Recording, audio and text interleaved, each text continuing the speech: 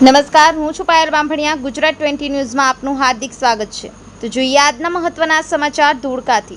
ધોળકા તાલુકાના રામપુર નજીક અજાણ્યા ઈસમોએ ગરનાળું પૂરી દેતા 200 થી 300 વીઘા જમીનમાં વરસાદી પાણી ભરાતા ડાંગરનો પાક સડી જવાની દહેશત।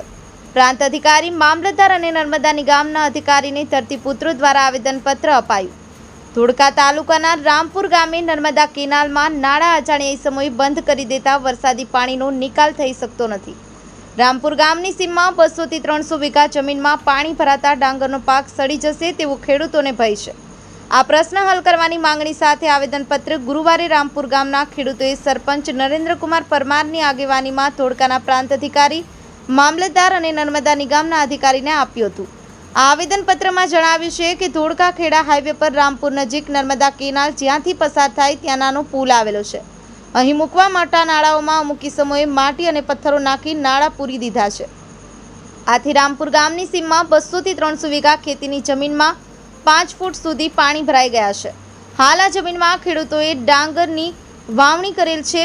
જો તંત્ર દ્વારા તાત્કાલિક આ પાણીનો નિકાલ કરવામાં નહીં આવે તો ડાંગરનો પાક સડી જવાની ભીતિ છે।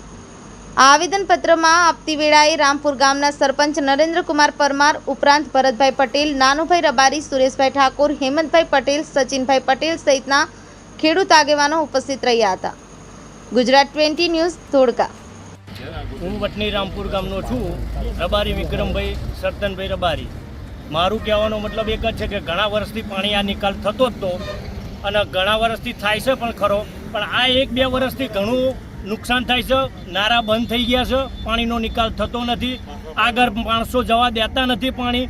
અમુક તત્વો માથાભાર એવા હોય છે કે જેથી અહીં રોકી જાય છે નારા અને બંધ કરી જાય છે કે તમારા લોકોને આગળ પાણી નહીં નીકળવા દેવાનું, એવું બધું બોલવામાં આવે છે। નારા બંધ થઈ ગયા છે, અત્યારે અમારું પાણી ભરાયેલું છે, ખેતરમાં ઘણો બધો નુકસાન છે, તો છતાંય એનો નિકાલ કોઈ થતો નથી। એટલે અમારી માંગ એક છે કે અમારું પાણી નિકાલ થાય એવું જરૂર માંગીએ છીએ।